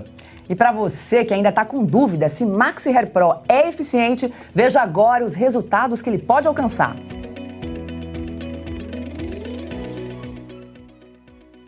Gostou do resultado? Então ligue 0800 300 8800 e adquira o seu tratamento Max Hair Pro. Você vai ver seu cabelo crescer, engrossar e terá o resultado em poucos meses. E só lembrando, Paula, que o tônico capilar Max Hair Pro é eficiente para cabelos e também ativa o crescimento de barbas ralas, sobrancelhas falhas e finas.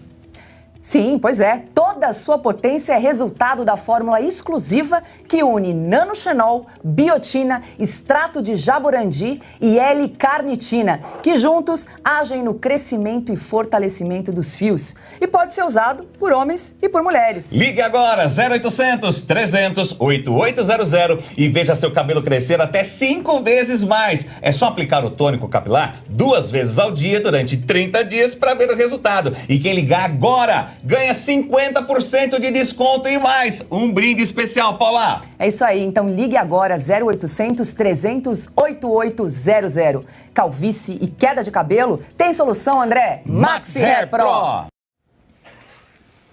Agora, 19 horas 3 minutos, a gente segue com mais informações aqui no programa Oeste Sem Filtro. Janja vai ter a oportunidade de brilhar mais uma vez. No Dia Internacional da Mulher, o Senado vai entregar um diploma à primeira-dama e a outras 6 mulheres. Elas foram escolhidas pela contribuição na defesa do público feminino e das questões de gênero. Rosa Weber, presidente do STF, Ilana Tronca, diretora-geral do Senado e responsável pela criação da primeira instituição pública a elaborar um plano de equidade de gênero. E a jornalista Glória Maria estão também entre as homenageadas. Assunto para Ana Paula Henke. Eu queria saber qual foi aí a contribuição da primeira-dama Janja em relação às mulheres, hein, Ana?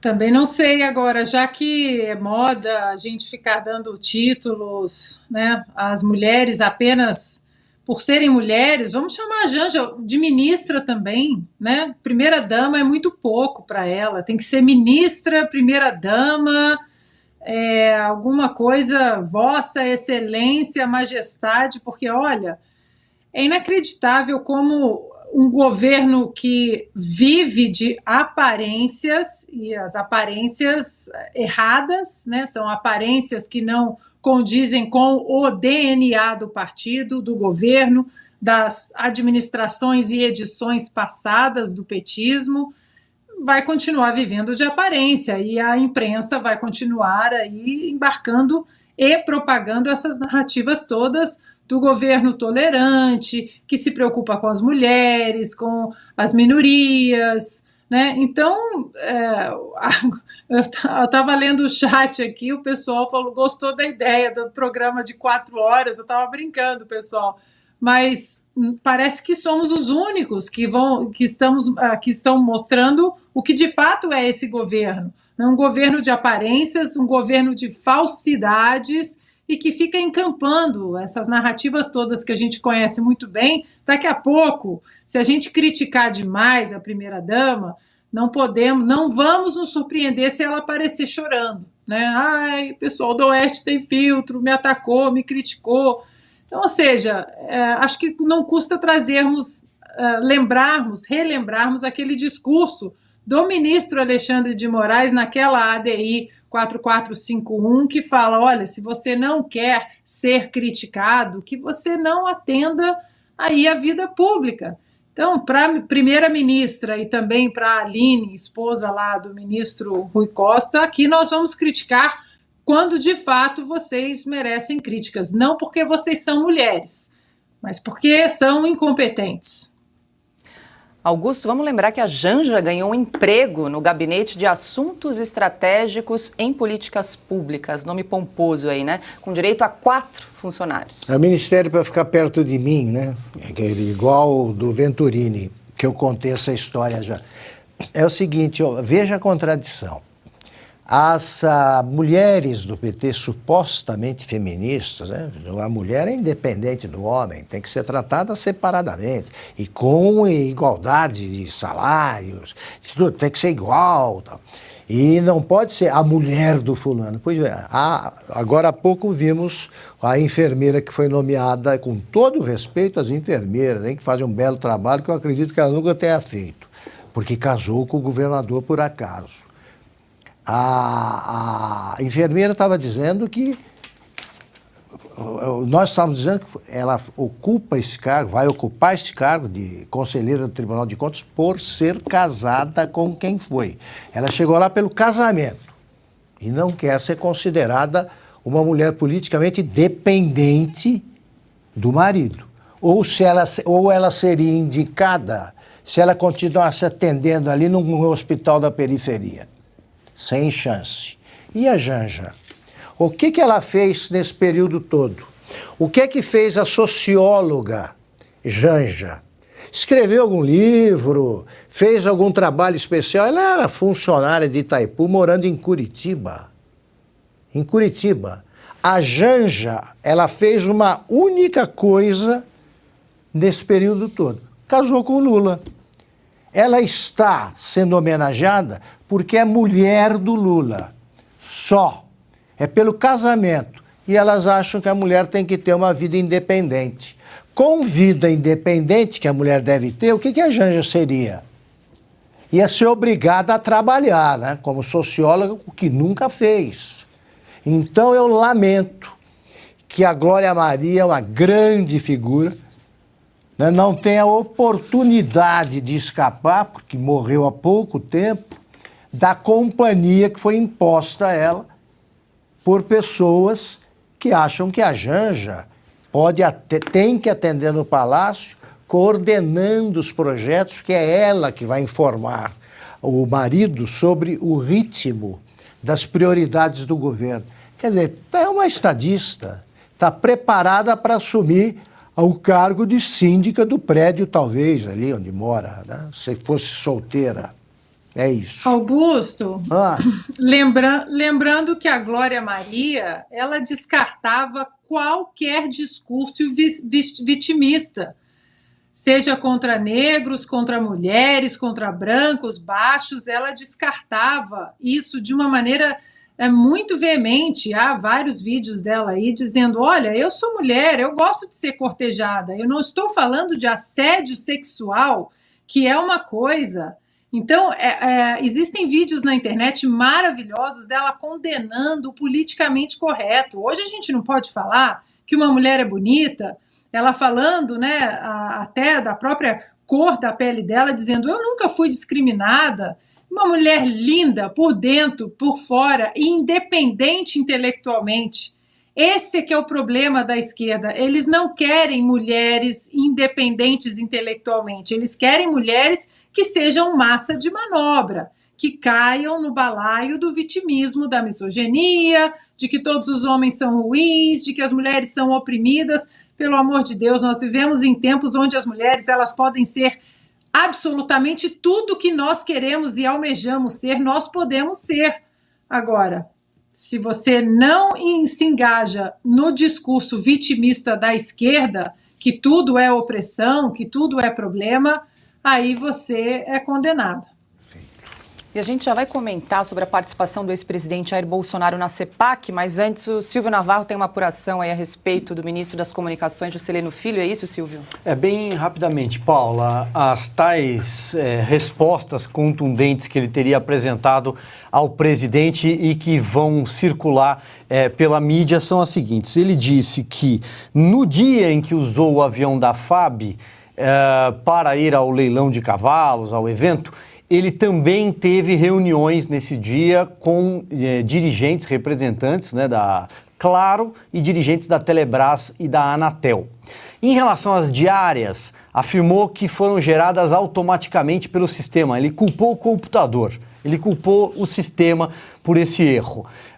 Uma outra apuração agora aqui, Paula, aí já uma apuração de bastidores que a gente recebeu, é que é o seguinte, a Comissão de Ética da Presidência da República vai analisar o caso dele no dia 28 do mês e que a negociação, tanto que o próprio ministro de Relações com o Congresso, Relações Institucionais, Alexandre Padilha, também estava nessa reunião agora à tarde, é que até o dia 28, o União Brasil, que tem uma bancada grande no Congresso Nacional e tem líderes importantes, principalmente o presidente, que tem assento na mesa da Câmara, Luciano Bivar, vai tentar negociar a retirada de assinaturas de parlamentares da CPMI mista do 8 de janeiro. Essa foi a moeda de troca. Se a operação, se a União Brasil tiver sucesso nessa operação para abafar a CPI, o ministro fica. O prazo, até dia 28, com certeza o Congresso já vai ter deliberado sobre a CPI. Então vamos ver se ele vai ter sucesso ou não. E nesse meio do caminho,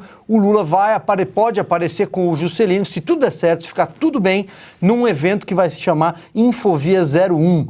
Ou seja, são ligações entre as cidades de Manaus e Santarém, ampliação de internet na região amazônica. É isso que deve acontecer. Paulo, essa foi a moeda de troca, essa foi a negociação política do Lula para manter o Juscelino no cargo. Foi com o partido. Agora 19 horas 12 minutos, a produção me disse que já encerramos a nossa enquete do dia e logo mais a gente dá o resultado para você ao final do programa. E agora sim, a gente vai falar da participação do ex-presidente Jair Bolsonaro na Conferência Anual da Ação Política Conservadora, a CPAC, em Washington no sábado. Com toda certeza, eu fui o político mais atacado pela grande mídia em nosso país.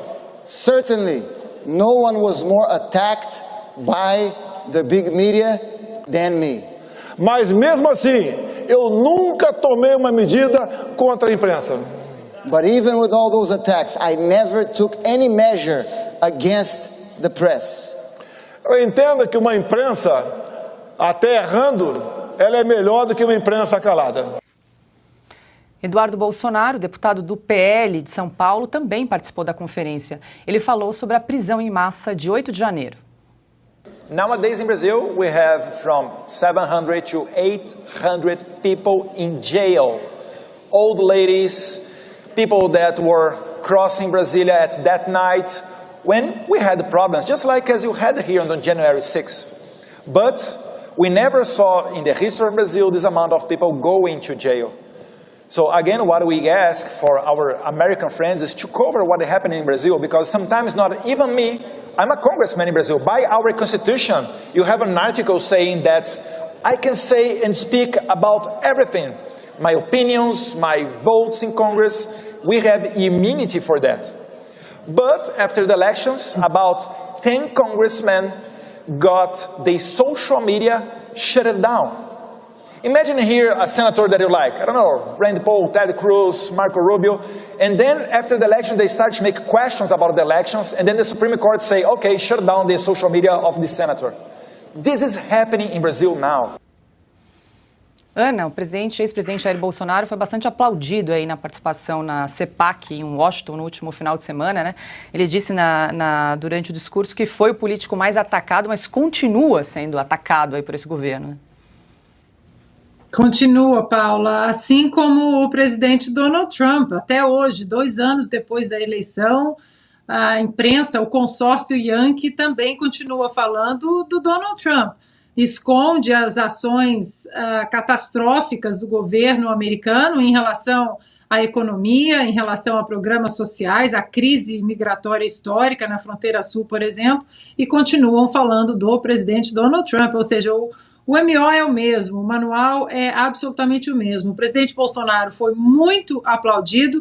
Esse ano eu não consegui ir na CPAC, não consegui cobrir o evento, mas estava em contato com algumas pessoas lá, inclusive do Partido Republicano e da cúpula do CPAC, e eles me disseram que o presidente Bolsonaro não foi apenas ovacionado na plateia durante e depois do discurso dele, mas nos bastidores muitos queriam falar com ele, muitos queriam saber inclusive detalhes do desgoverno Lula, e aí um motivo também chamou a atenção das pessoas quererem saber tantos detalhes diretamente do presidente Bolsonaro.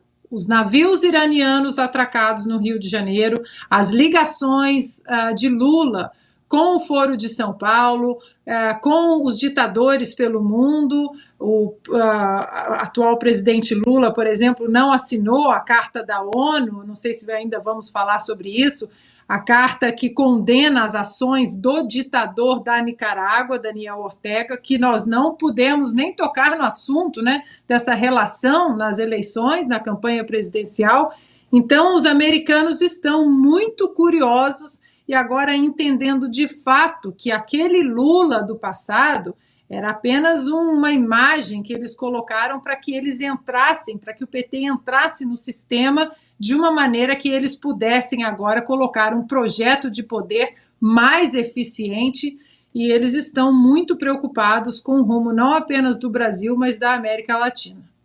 Augusto, durante o discurso no CPAC, o deputado Eduardo Bolsonaro lembrou dos parlamentares que tiveram as redes sociais aí canceladas aqui no Brasil. Pelo menos 10 políticos, né, tiveram ferramenta de trabalho, né? Esquecidos pelo consórcio da imprensa, né? Acho que uma das atitudes mais sórdidas que eu vi, talvez a mais sórdida que eu vi na minha carreira como jornalista, é o esquecimento deliberado dos 800 ainda presos em Brasília e acusados de, chamados pela imprensa, de terroristas e golpistas.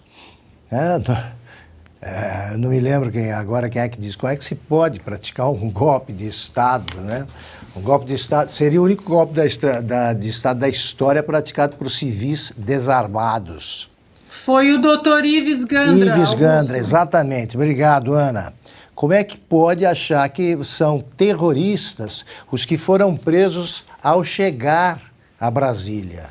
Antes, eles não tiveram tempo sequer, dormiram no acampamento e foram embora, né? Foram vítimas de um ardil da Polícia Federal, orientada pelo Supremo, para que eles, dizendo que eles iriam para um alojamento melhor, então não contaram que eles estavam sendo presos. Depois assinaram uma nota de culpa.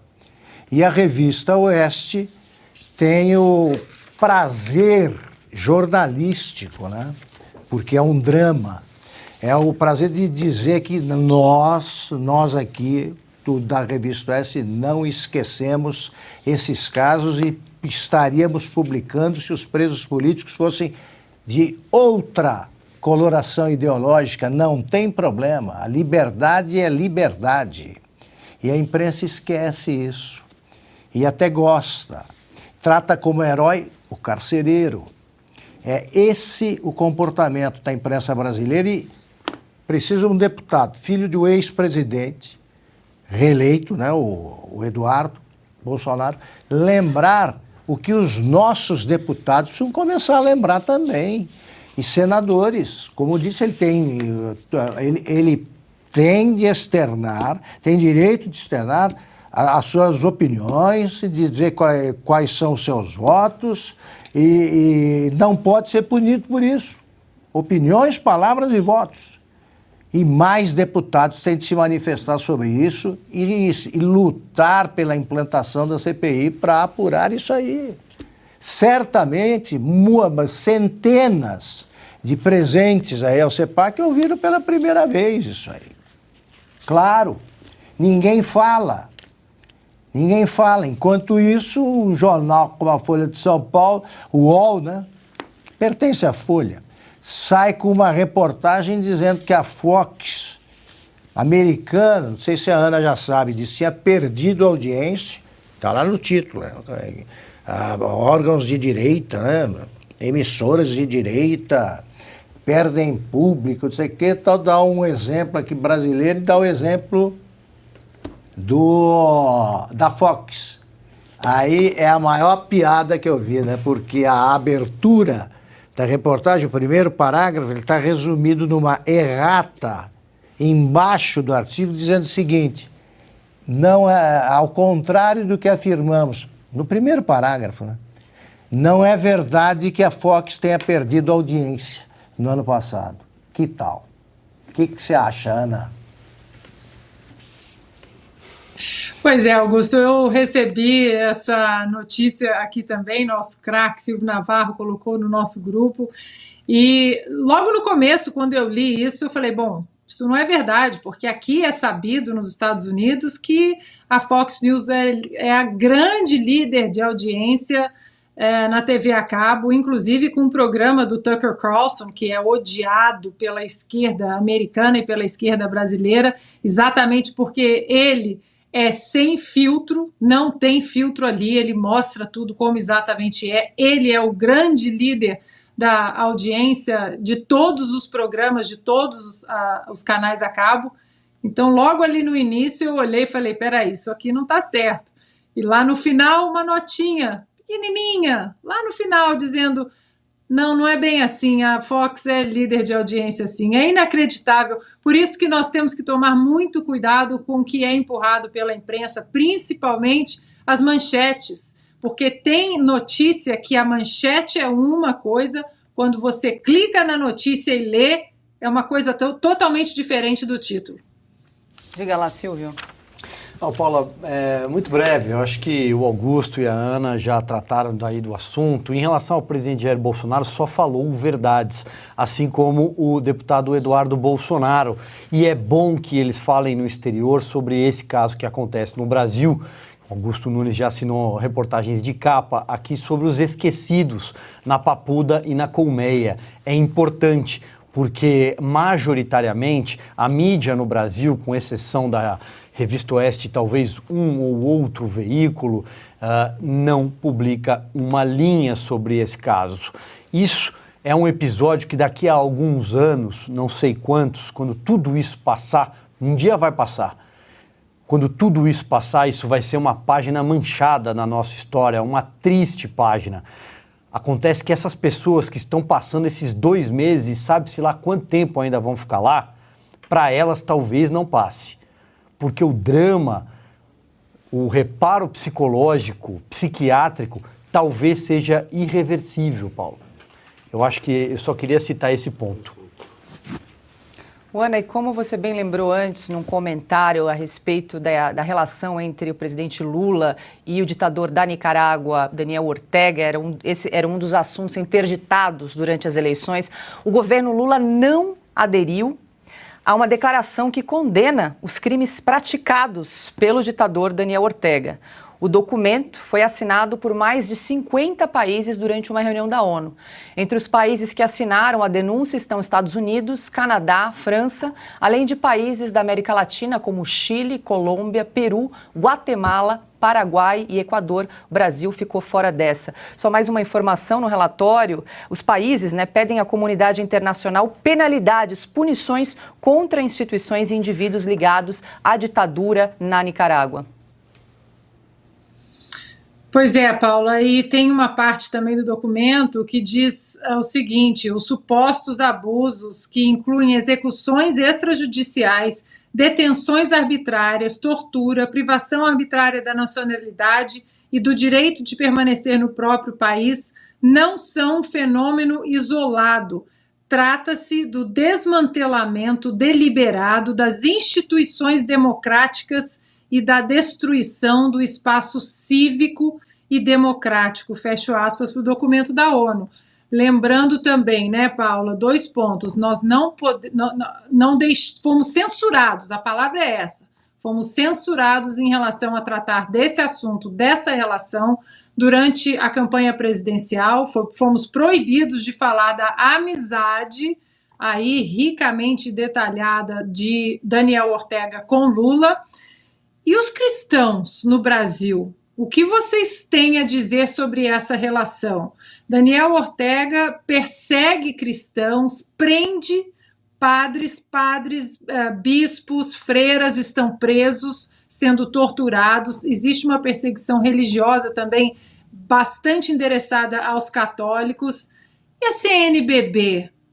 CNBB, o que vocês têm a dizer dessa relação de Daniel Ortega e Luiz Inácio Lula da Silva? Fica aí o questionamento e esperamos uma nota oficial clara, com todos os nomes, nota genérica não. Condenamos as ditaduras, não.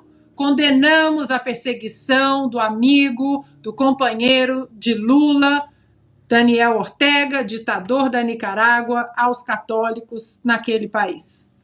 E Augusto, lembrando que o TSE chegou a censurar veículos de comunicação que mostraram a relação entre Lula Sem e Daniel dúvida. Ortega. Eu aguardo agora um comunicado do TSE dizendo o seguinte, que está proibido dizer que o Lula não é amigo dos ditadores. Eles têm que inverter a coisa. Perdão, leitores, nós desinformamos. Ao contrário do que decidimos, o Lula é sim amigo do Ortega. Aproveite e distribua esse comunicado pela CNBB para ver se eles arrumam uma palavra de ordem melhor, porque eles estão falando na campanha desse ano da fome, né? Já viu algum bispo passar fome? Pô? Já viu, Silvio? Nem verão, jamais. Esses não podem reclamar, E aquela história antiga, vai se queixar para o bispo, não faça isso, porque o bispo está do outro lado. Então é o seguinte, o Lula é sim, como dissemos, apesar da proibição, dissemos, é amigo dos ditadores, dos piores que há por aí no continente e no mundo, tá? E sabujo. Ele foi diante de vários e continua sendo sabujo nas relações com o Daniel Ortega. É isso. E agora, 19 horas e 27 minutos, temos o resultado da nossa enquete, produção. Temos aí na tela. Então, você acha que invasão de terra é ato terrorista? Então, para a audiência aqui do programa Oeste Sem Filtro, 99,1% dizem que sim, não 0,9%. Quero agradecer muito a você que participou da nossa enquete. Quero mais uma vez fazer um convite a você que gosta do conteúdo da Revista Oeste, mas ainda não é assinante.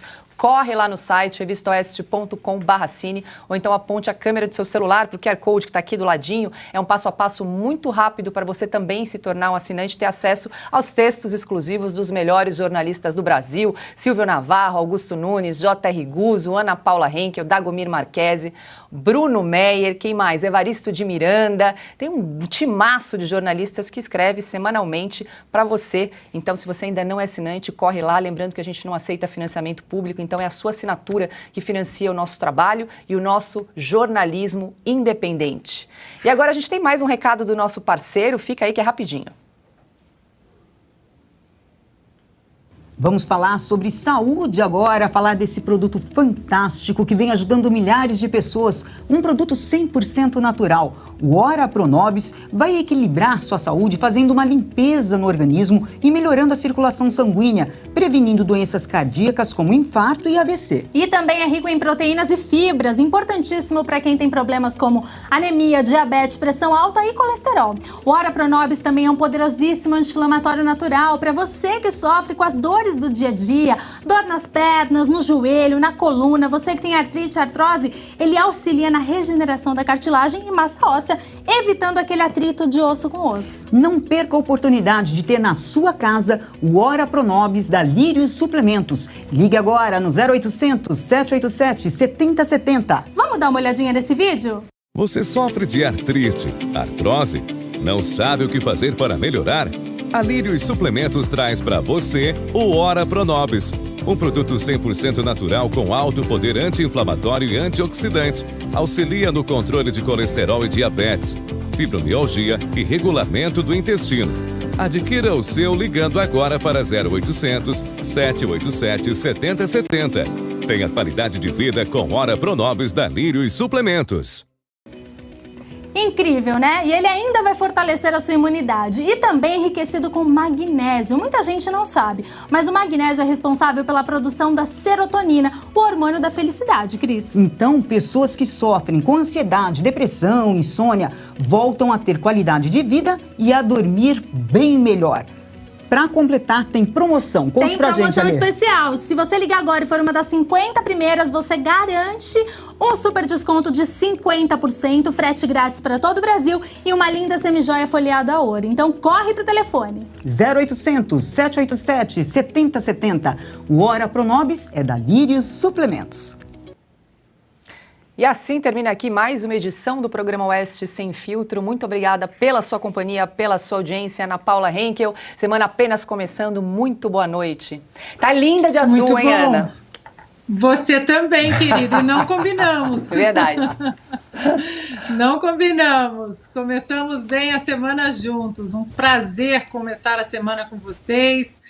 Já que falamos da CNBB, um último recado aqui, uma recomendação. Semana passada entrevistamos o Bernardo Kister aqui exatamente para falar da campanha da fraternidade da CNBB, uma campanha que usa números falsos. Hoje, às 20 horas, né, daqui a pouco, o Bernardo Kister vai dar uma aula gratuita no canal dele no YouTube que se chama Armadilha Fraterna. Aprenda a combater a campanha da Fraternidade 2023. Bernardo, que é extremamente católico, estudioso, então às 20 horas lá no canal dele do YouTube.